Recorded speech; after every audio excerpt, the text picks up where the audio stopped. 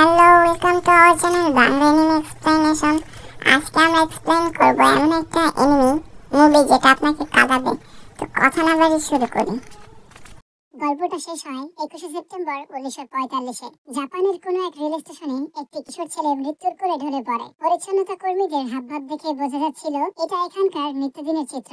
এইমাত্র মারা যাওয়া ছেলেটার নাম সেইতা। সেইতার পকেট থেকে পাওয়া চকলেটের একটি বক্স স্টেশন কর্মীরা ছুঁড়ে ফেলে দেয়। চকলেটের বক্স থেকে অনেকগুলো জোনাকি এবং ফুটফুটে একটি বাচ্চা মেয়ের আত্মা বের হয়ে আসে। এইমাত্র মারা যাওয়া সেইতার আত্মাও চলে আসে। দুই ভাই বোনের আত্মা একটি ট্রেনে চড়ে অজানা এক গন্তব্যে রওনা দেয়। এরপর গল্প কিছুটা পিছনে ফিরে আসে। আমেরিকা এবং জাপানের যুদ্ধ চলছিল। যে কোনো সময় যুদ্ধ বিমান থেকে বসত বাড়িতে বোমা হামলা হতে পারে। তাই সেইটা তাদের প্রয়োজনীয় কিছু জিনিসপত্র এবং কিছু শুকনো খাবার বাড়ির আঙিনায় গর্ত করে পুঁতে রাখে। হঠাৎ করে সাইরেন বেজে ওঠে আর আকাশ থেকে বৃষ্টির মতো গোলাবর্ষণ শুরু হয়। তখন সেইতার মা বলে সে আগে নিরাপদ আশ্রয় কেন্দ্রে গিয়ে সেইতা আর তার ছোট বোন সেতসুকোর জন্য জায়গা রাখবে। হামলা থামার পরে সেইতা যেন সেতসুকোকে নিয়ে আশ্রয় কেন্দ্রে চলে আসে। হামলা শেষে বিমান চলে যাবার পরে সেইতা এবং তার ছোট বোন সেতসুকো বাড়ির কাছে গিয়ে দেখে চারিদিকে শুধু ঘরবাড়ি আর মানুষ পোড়া লাশের বদকা গন্ধ।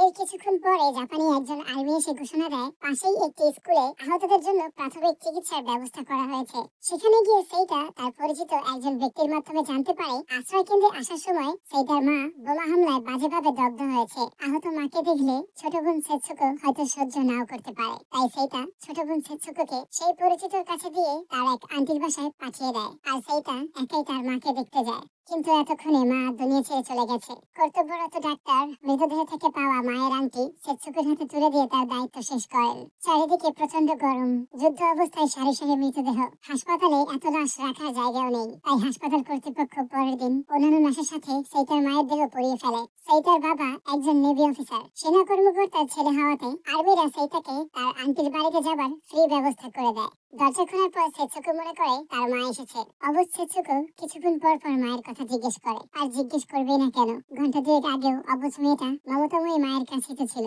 সেইটা ভেবে পাচ্ছিল না তার আদরের ছোট্ট বোনকে কিভাবে বলবে তাদের মা আর এই দুনিয়াতে নেই। অনেক ভেবে চিন্তে সেইটা জবাব দেয় মা এখন অসুস্থ, কয়েকদিন পরে সুস্থ হলেই আমাদের কাছে চলে আসবে। পরের দিন সকালে সেইটা তাদের বাড়িতে গিয়ে ধ্বংসস্তূপ ছড়িয়ে উঠানে পুঁতে রাখা তার ছোট বোনের জন্য চকলেট, প্রয়োজনীয় জিনিসপত্র, খাবার এবং তার মায়ের শেষ চিহ্ন কিছু কাপড় নিয়ে আসে। খাবারগুলো দেখে সেইটার আন্টি খুব খুশি হয়, কারণ যুদ্ধের সময় দুর্ভিক্ষে খাবার যে কোটি টাকার চেয়েও দামি। কথার মাঝে আন্টি জিজ্ঞেস করে সেইটার মায়ের শরীর এখন কেমন, সুস্থ হতে আর কতদিন সময় লাগবে। কোনো কিছু না লুকিয়ে সেইটা বলে দেয় তার মা সেদিন হাসপাতালে মারা গেছেন। আন্টির বাড়িতে প্রথম কিছুদিন ভালো কাটলেও সেইটার বাড়ি থেকে আনা চাউলগুলো ফুরিয়ে যাবার পরে মিষ্টি কথা বলা আন্টির ব্যবহার বদলাতে শুরু করে। আর সাথে দিন দিন খাবারের পরিমাণও কমতে থাকে। ঘরের সবাই পেট ভরে খেলেও সেইটা আর সেতসুকোর অর্ধাহারে এবং অনাহারে দিন কাটে। একদিন আন্টি সেইটাকে বলে এভাবে বসিয়ে বসিয়ে খাবার দেয়া তার পক্ষে সম্ভব না। সারাদিন ঘরে শুয়ে বসে না থেকে সেইটা বাইরে গিয়ে যেন কোনো কাজকর্ম করে চাউল কিনে আনে।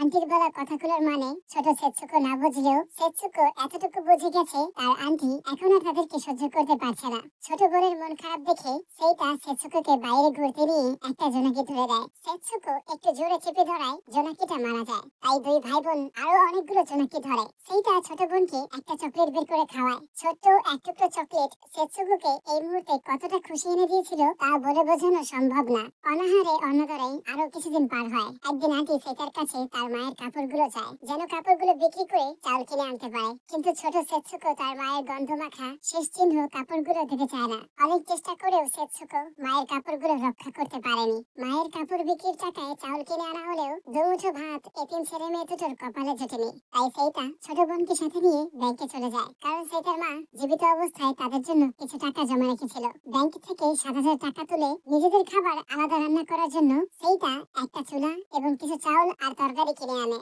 আজ অনেকদিন পরে এতিম ছেলে মেয়ে দুটো একবেলা পেট ভরে খাবার খেয়েছে। রাতের বেলা ঘুমের মধ্যে ছোট্ট সেতসুকো চিৎকার করে কেঁদে ওঠে। কান্নার আওয়াজ শুনে পাশের রুম থেকে আন্টি এসে বলে তোমাদের জন্য আমরা একটু ঠিকমতো ঘুমাতেও পারি না, তোমরা অন্য কোনো আত্মীয়র বাড়িতে চলে যাও না কেন। সেতসুকোর কান্না থামাতেই সেইটা বাইরে ঘুরতে নিয়ে আসে। হঠাৎ করে সাইরেন বেজে ওঠে। আমেরিকানরা বিমান হামলা চালায়। বাঁচার জন্য সেইটা ছোট বোনকে নিয়ে একটি ব্রিজের নিচে ফাঁকা জায়গায় আশ্রয় নেয়। কিছুক্ষণ পরে সেইটা ভাবে আমরা এখানেই থাকার ব্যবস্থা করে নিতে পারি, পারলে কেমন হয়, তাহলে তো আর আন্টির বাজে কথাগুলো শুনতে হবে না। পরের দিন রান্না করার চুলা এবং প্রয়োজনীয় জিনিসপত্র নিয়ে দুই ভাই বোন ব্রিজের নিচে চলে আসে। অনেকদিন পরে এতিম ছেলে মেয়ে দুটো একটু শান্তির দেখা পেয়েছে। সন্ধ্যার পরে সেতসুকো অন্ধকারে ভয় পাচ্ছিল, তাই সেইটা বাইরে থেকে অনেকগুলো জোনাকি ধরে এনে মশারির মধ্যে ছেড়ে দেয়। পরের দিন সকালে সেতসুকো মরে যাওয়া জোনাকি পোকাগুলো মাটি খুঁড়ে কবর দেয় আর তার ভাইকে বলে, ভাইয়া আমাদের মাও তো এভাবে কবরে শুয়ে আছে তাই না? আন্টি আমাকে বলেছিল মা মারা গেছেন। সেইটা কি জবাব দেবে ভেবে পাচ্ছিল না, শুধু সেইটার চোখ দিয়ে নীরবে পানি পড়ছিল। দুই ভাই বোন খাবারের সন্ধানে বাইরে যাবার পরে গ্রামের কিছু দুষ্ট ছেলে পেলে এসে সেইটা আর সেতসুকোর ঘরের জিনিসপত্র নষ্ট করে প্রয়োজনীয় কিছু জিনিসপত্র চুরি করে নিয়ে যায়। এই মুহূর্তে নতুন করে চাউল অথবা জিনিসপত্র কেনার মতো হাতে আর টাকা নেই। এতদিন যে কৃষকের কাছ থেকে চাউল কিনতো সে বলে দিয়েছে টাকা ছাড়া চাউল দেবে না। এমন সময় হঠাৎ করে সাইরেন বেজে ওঠে এবং বিমান হামলা হয়। তাই সেইটা আর সেতসুকো পাশের একটি টমেটো বাগানে লুকিয়ে পড়ে। বাগান থেকে পেট ভরে টমেটো খায় আর পরে খাবার জন্য দুই ভাই বোন আরো কিছু টমেটো সাথে করে নিয়ে আসে। বহুদিন যাবৎ ঠিকমতো পেট ভরে খাবার খেতে না পারায় এবং অস্বাস্থ্যকর স্যাঁতস্যাঁতে স্থানে দীর্ঘদিন বসবাস করায় ছোট সেতসুকোর ডায়রিয়া ও চর্মরোগ দেখা দিয়েছে। অভুক্ত ছোট বোনের জন্য একটু খাবার জোগাড় করতে কৃষকের ক্ষেত থেকে আখ এবং আলু চুরি করতে গিয়ে সেইটা হাতে নাতে ধরা পড়ে। কৃষক সেইটাকে অমানবিকভাবে মারধর শুরু করে। সেইটা বারবার ক্ষমা চাচ্ছিল, কিন্তু কৃষক সেইটাকে মারতে মারতে পুলিশের কাছে নিয়ে যায়। এত পরিমাণে মারধর করা হয়েছিল যে সেইটাকে দেখে পুলিশের মায়া হয়। কৃষক চলে যাবার পরে পুলিশ সেইটাকে ছেড়ে দেয়, কারণ পুলিশ অফিসার জানতো যুদ্ধের সময় নীতিবাদকে পেট ভরবে না। থানা থেকে বের হয়ে সেইটা দেখে ছোট বোন সেতসুকো এতক্ষণ ভাইকে বাঁচানোর জন্য পেছনে ছুটতে ছুটতে থানা পর্যন্ত এসে পড়েছে। এই রাতের পরে সেইটা চিন্তার পরিবর্তন আনে। বিমান হামলা হলে সবাই যখন ঘর বাড়ি ছেড়ে পালাতো তখন সেইটা করতো ঠিক উল্টোটা। হামলাগ্রস্ত এরিয়ার ফাঁকা বাড়িতে ঢুকে খাবার এবং প্রয়োজনীয় জিনিসপত্র নিয়ে আসে, তারপর বোনের জন্য খাবার রান্না করে দেয়। কিন্তু এভাবে তো আর মানুষ বাঁচে না। সেতসুকো দিন দিন প্রচুর দুর্বল হয়ে যাচ্ছে, তাই চিকিৎসার জন্য ছোট বোনকে ডাক্তারের কাছে নিয়ে আসে। ডাক্তার সেতসুকোকে পরীক্ষা করে বলে পুষ্টিকর খাদ্যের অভাবে সেতসুকো দিন দিন অসুস্থ হয়ে যাচ্ছে। নিয়মিত পুষ্টিকর খাবার খেলেই সেতসুকো সুস্থ হয়ে যাবে। অভাবের কষ্ট সহ্য করতে না পারে সেইটা তখন ডাক্তারকে বলে, আমাকে একটু বলেন আমি পুষ্টিকর খাবার কোথায় পাবো? ছোট বোনকে কোলে নিয়ে সেইটা চলে আসে। রাস্তার পাশে বরফের গাড়ি থেকে কিছু বরফ পড়ে থাকতে দেখে এক টুকরো বরফ কুড়িয়ে সেইটা ক্ষুধার্ত বোনের মুখে তুলে দেয় আর জিজ্ঞেস করে, তুই কি খেতে চাস বোন আমার? একবার বল আমাকে, আমি তোকে সব এনে দেবো। সেতসুকো ভাঙা ভাঙা কণ্ঠে জবাব দেয়, আমার খুব খিদে লেগেছে ভাইয়া, আমি একটু ভাত খাবো। ছোট বোনকে ব্রিজের নিচে রেখে আবারও ব্যাংকে চলে যায়, কারণ ব্যাংকে তাদের অবশিষ্ট শেষ সম্বল মাত্র 2000 টাকা ছিল। কিন্তু ব্যাংকে আসার পরে সেইটা লোকমুখে শুনতে পায় যুদ্ধ থেমে গেছে, জাপান আমেরিকার কাছে পরাজিত হয়েছে। আমেরিকান সেনারা জাপানি নৌবাহিনীর সব জাহাজ ধ্বংস এবং নাবিকদের হত্যা করেছে। কথাগুলো শুনে সেইটার আর বুঝতে বাকি নেই মায়ের পরে বাবাকেও সে হারিয়েছে। বাজার করে সেইটা ঘরে ফিরে দেখে ছোট বোন সেতসুকো খিদে জ্বালা সইতে না পেরে পাথর আর জামার বোতাম চাবাচ্ছে। মুখ থেকে বোতাম বের করে সেইটা বোনের মুখে এক টুকরো তরমুজ তুলে দিয়ে বলে, তরমুজটা খা, ততক্ষণে আমি তোর জন্য ভাত রান্না করে আনি। বাকি তরমুজ বোনের পাশে রেখে সেইটা